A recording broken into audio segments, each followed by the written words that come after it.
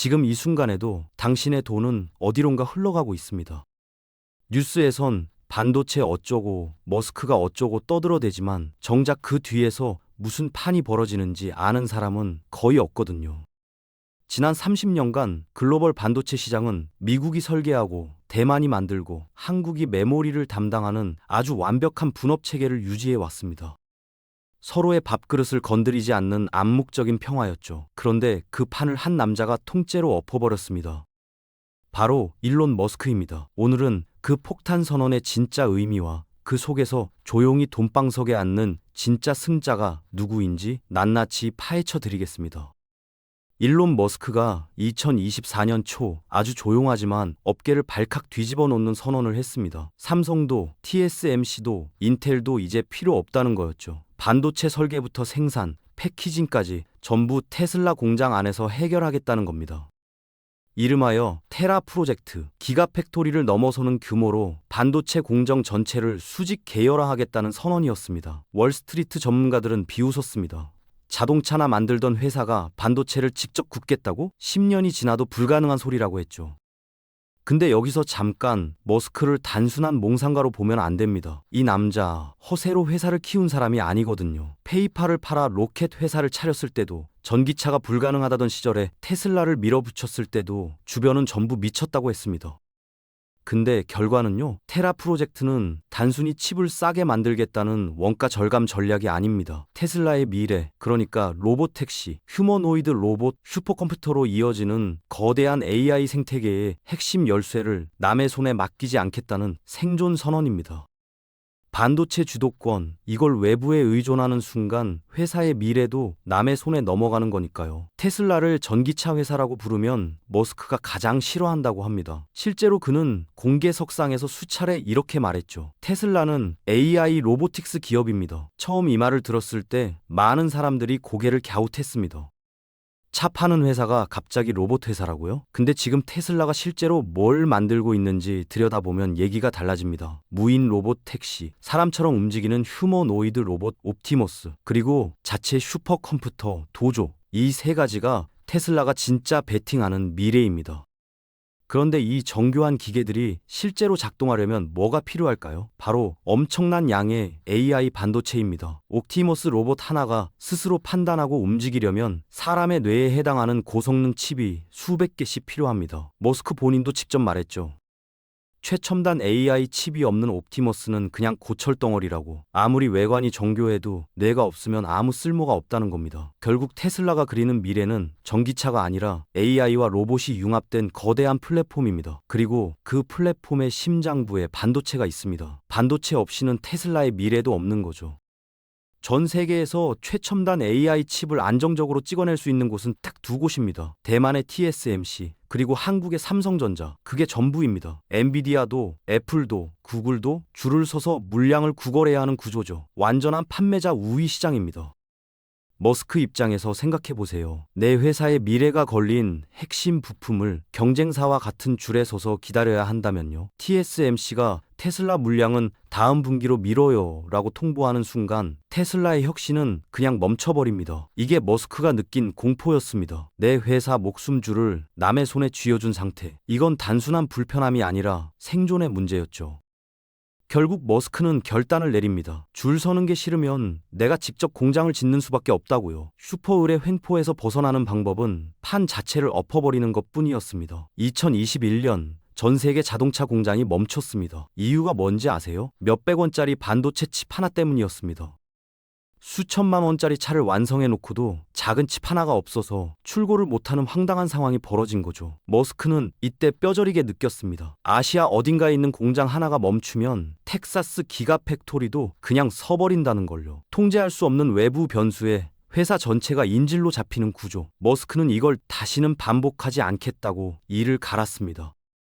설계 도면을 넘기고 납품을 기다리는 비효율적인 과정을 완전히 없애버리겠다고요. 해법은 단순했습니다. 텍사스 본사 마당에 직접 공장을 짓는 겁니다. 멀리 있는 공장의 눈치를 볼 필요도, 물류 지연을 걱정할 필요도 없는 구조로요.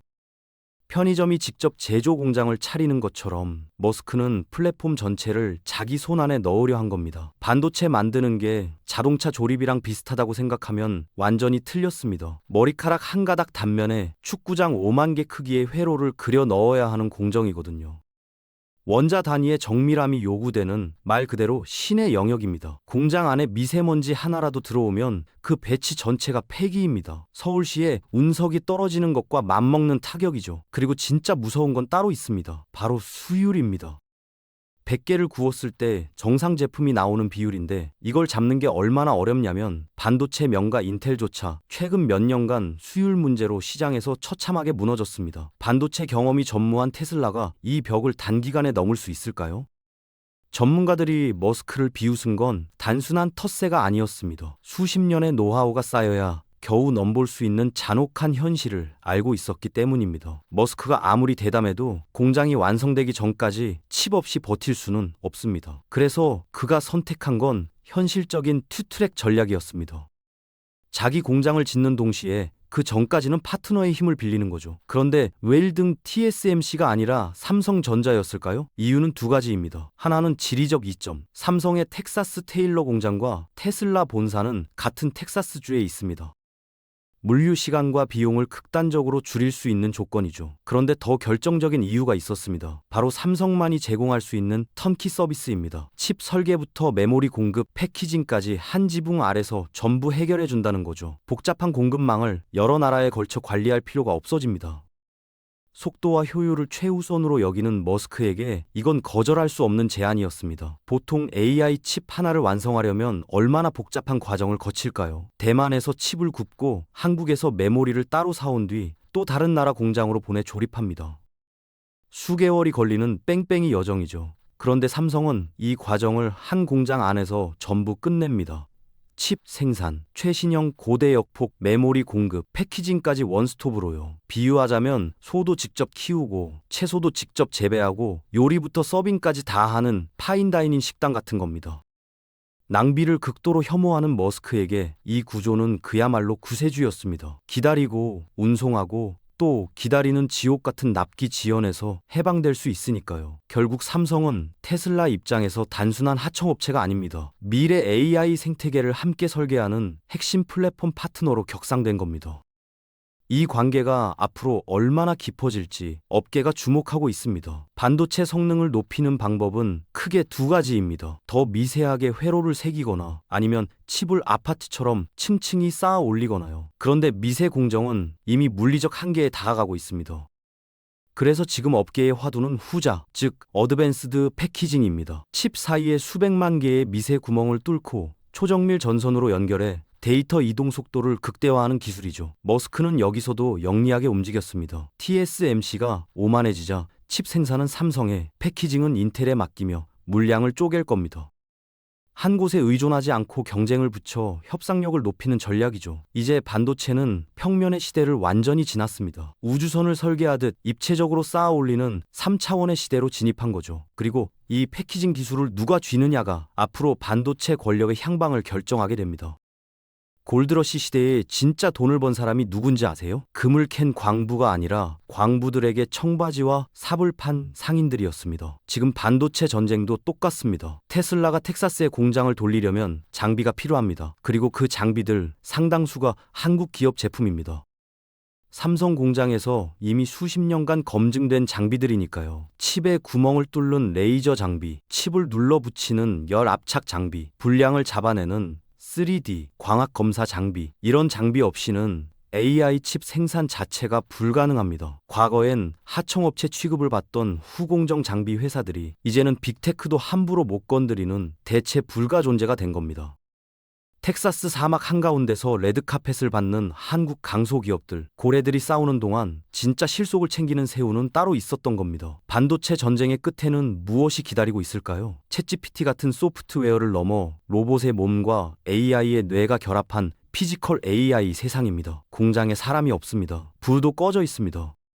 로봇 군단이 24시간 혼자 돌아가는 다크 팩토리가 현실이 되는 거죠. 테슬라만의 얘기가 아닙니다. 포스코, 현대차 같은 국내 대기업들도 이미 물밑에서 완전 무인 공장을 준비하고 있습니다. 인구는 줄고 인건비는 오르고 경쟁은 치열해지는 상황에서 살아남으려면 로봇과 AI에 베팅하는 수밖에 없거든요. 결국 미래 산업의 모습은 이렇습니다. AI, 뇌와 물리적 로봇이 융합해 모든 재화를 생산하고 통제하는 거대한 피지컬 플랫폼. 그 플랫폼의 심장에 반도체가 있고 그 반도체를 누가 만드느냐를 두고 지금 이 순간도 전쟁이 벌어지고 있습니다. 머스크의 테라 선언은 단순한 원가 절감이 아닙니다. 미래 AI 로봇 생태계의 패권을 혼자서 틀어주겠다는 거대한 야심이죠. 이 과정에서 삼성과 TSMC는 처절한 기술 혁신을 거듭할 것이고 한국의 소부장 기업들은 건국 이래 최대의 기회를 맞이하게 됩니다. 대중들이 자극적인 뉴스 제목에 휩쓸릴 때 진짜 투자자는 무균실 안에서 벌어지는 생존 게임의 행간을 읽습니다. 거대한 부의 이동은 이미 시작됐습니다. 준비된 사람만이 이 혁명의 물결 위에 올라탈 수 있습니다.